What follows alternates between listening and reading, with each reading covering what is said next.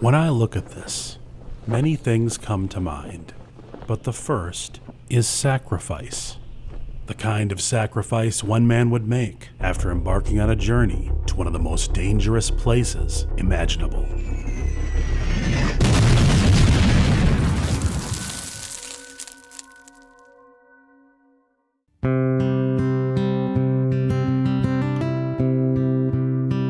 Since 2003, Pat Nickle has been a police officer for the city of Cottage Grove, Minnesota. Oh, police food. Can we do multiple takes of this? I want more donuts.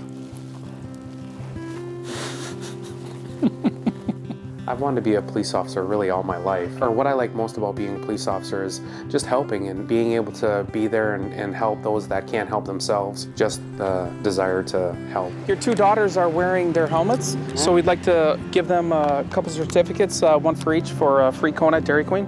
Pat's desire to help others also extended to his 26 years as a soldier in the U.S. military. I joined the Marine Corps, did that for 4 years, and then I spent the rest of my time in the Army Reserve. Despite his years of military service, Pat Nickle had not yet been deployed on a combat mission. Once a soldier deploys, they earn a patch. That deployment patch is worn proudly on their uniform. Soldiers want that patch. They want to walk around and allow people to see that they've deployed. For Pat to get his patch, he would first need to be sent to a war zone. In response to the 9/11 attacks, U.S. forces entered Afghanistan. The mission was to remove the Taliban, a terrorist regime, from power after they refused to surrender Al-Qaeda leader Osama bin Laden. As the war continued, the Taliban threat persisted. Since 2001, their war has cost the lives of more than 3,500 coalition service members, 2,000 of which were American troops.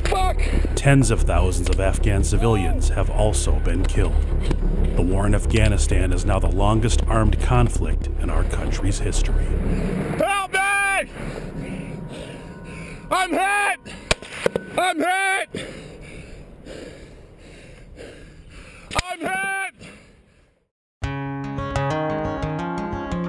In 2009, as the war continued, Pat Nickle went on with his life, being a husband to his wife Nicole, and a father to their sons Cody and Jacob.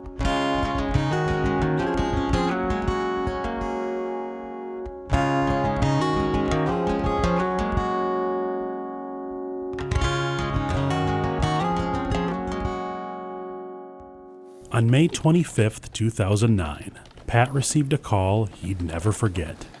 He was being deployed for 1 year to Afghanistan. When I came home, I had to tell my family,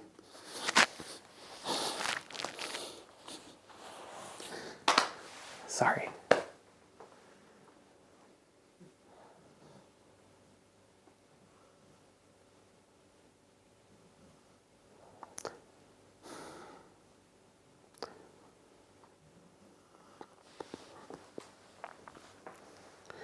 There's just certain things that stick with you.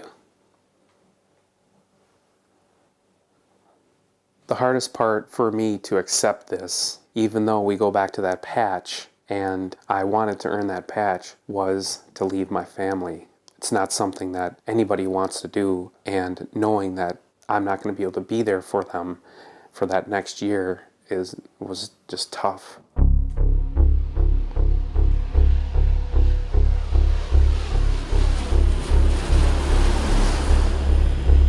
In Afghanistan, Pat was to be the company commander of 142 soldiers. Their job was to run the wing of a military prison located near Bagram Airfield.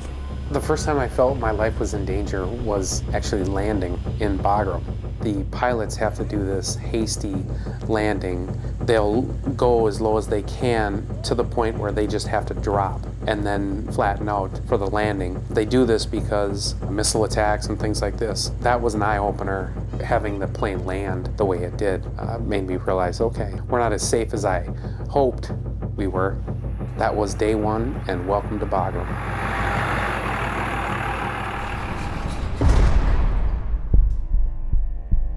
Marwan detention facility opened soon after U.S. troops arrived in Afghanistan. During Pat's deployment, the prison contained hundreds of detainees. The prison was for any Afghani that showed some type of violence against U.S. coalition forces.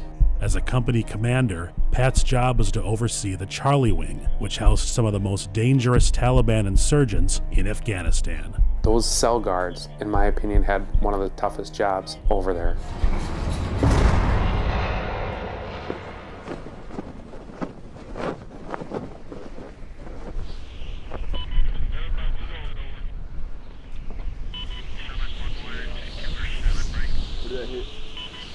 Where's it going? Holy shit!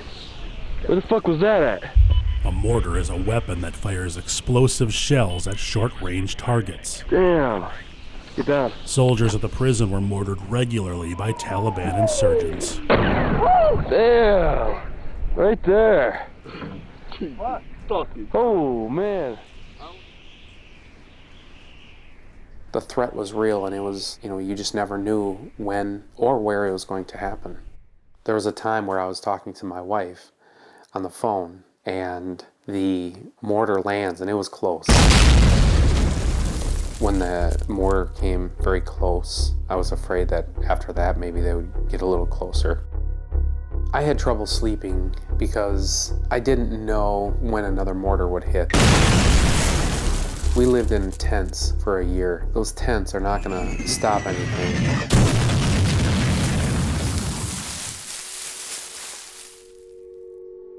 At one point in time, I wasn't sure. I had doubts whether I was gonna make it back or not. During that time, I decided to write letters to each member of my family, sealed them in an envelope, and sent them home to Nicole. But I asked Nicole not to open them up and just deliver them if I were not to make it back.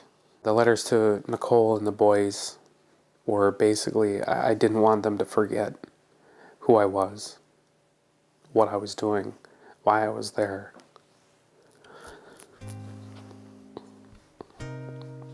To behave for their mom, do good in school, things like that.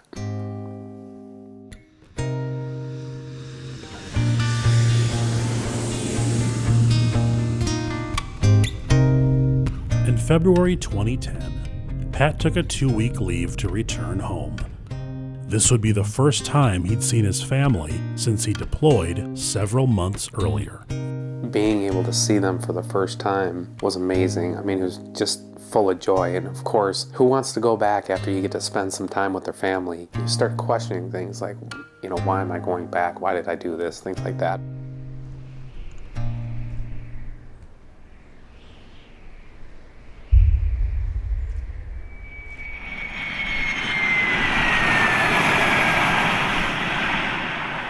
In the early morning hours of May 18th, 2010, all seemed quiet at Bagram Airfield. Pat was getting ready to start another day at the prison when suddenly he heard the call. Guards had noticed a suspicious vehicle heading towards the base. They soon realized that the men inside were wearing vests packed with explosives.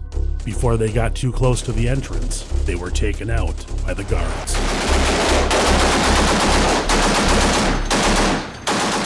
Moments later, 30 armed Taliban insurgents stormed the base. I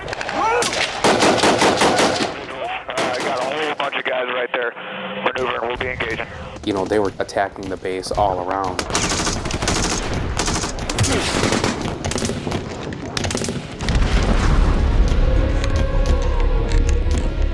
As the attack on the base continued, military personnel took shelter. Pat's job was to continue managing his wing of the prison. One of the areas that they were attacking was the section that we were at. You are fighting for the people on your left and right. You may never have met that person on your left, but they have a gun and that they're ready to fight. It's just like being a police officer. They're your partners.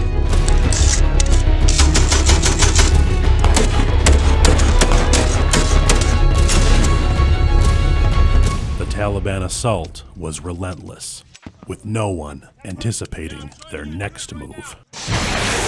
They fired a rocket into the base, not far from Pat Nickle.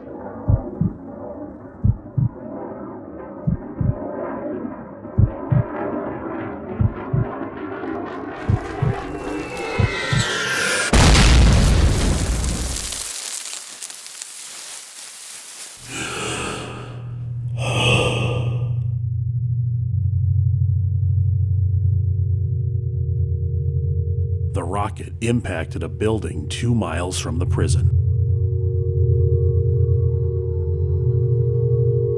Pat was unharmed. In the heat of the attack, U.S. forces still had one move the Taliban didn't anticipate.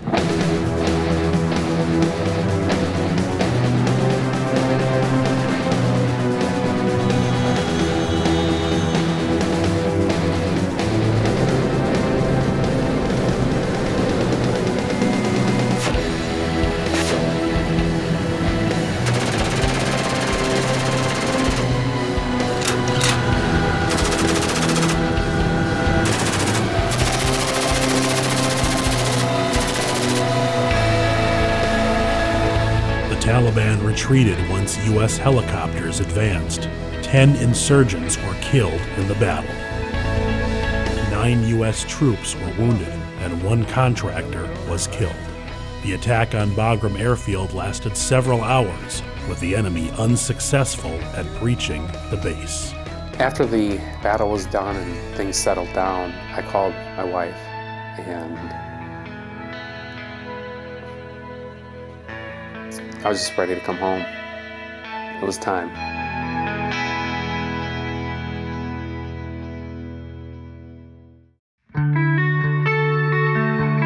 On July 3rd, 2010, Pat returned home. Nicole and the boys were there, and my sister came down, my brother came down, well, and their families. Just being able to be with family and everything, it was just a relief.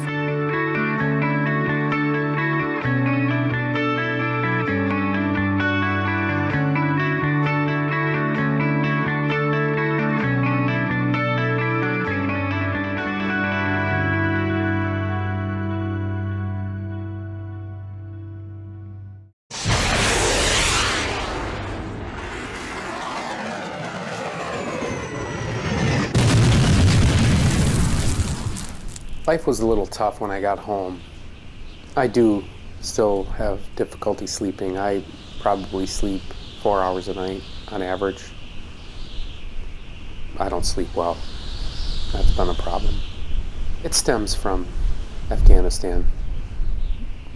Absolutely.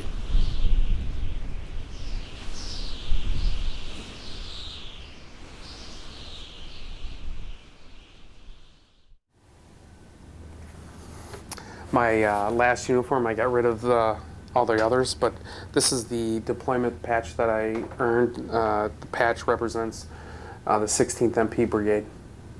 With everything that you experienced over there, was it worth it to get this? In everything I experienced, I think that this patch was worth it. Although you put yourself in danger and you do leave your family for a year, ultimately, you are there to help other people. That's what this patch represents. It represents protecting and it represents the freedom. Yeah, this patch was worth it.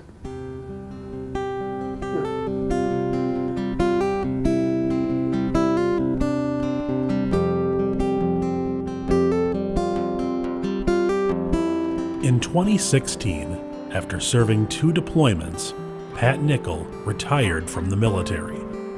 But the need for a good soldier never truly retires. As long as we are here, there will always be conflict. It's in our nature, unfortunately.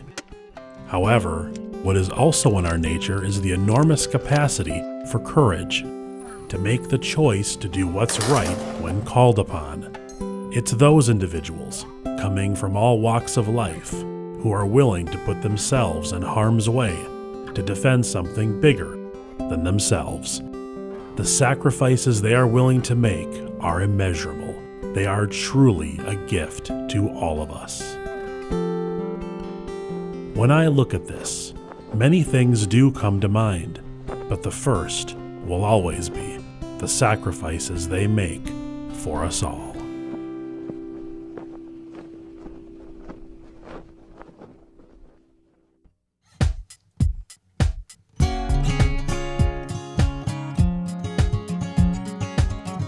I find out that I'm deploying, so I want to do one last family event before I go. So I decide that we're all going to go to a Twins game.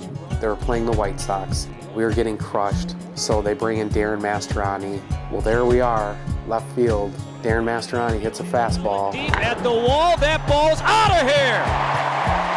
I end up catching it. It was his first major league home run. Twins staff came down and asked for the ball, and of course they can have the ball. It's his ball. I mean, he deserves that. But I asked them if we could give him the ball in person. So then they bring us down to the locker room. Well, eventually Darren comes out. It was just an awesome experience being able to have that moment right before I deployed with the family, and just, it was just great. I understand that gentleman right there is getting deployed tomorrow. God bless you, buddy.